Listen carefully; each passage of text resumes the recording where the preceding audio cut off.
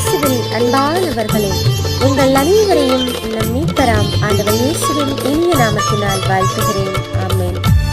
இன்றைய நாளுக்கான இறைவார்த்தை உணவு 2 கொரிந்தியர் 6:16.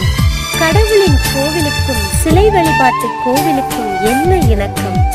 வாழும் கடவுளின் கோவில் நாமே. என் உறைவிடத்தை அவர்கள் நடுவில் நிறுவுவேன், அவர்கள் நடுவே நான் உலாவுவேன். நானே அவர்கள் கடவுள், அவர்கள் என் மக்கள் என்று கடவுள் சொல்லியிருக்கிறார் என்றோ. ஆமென்.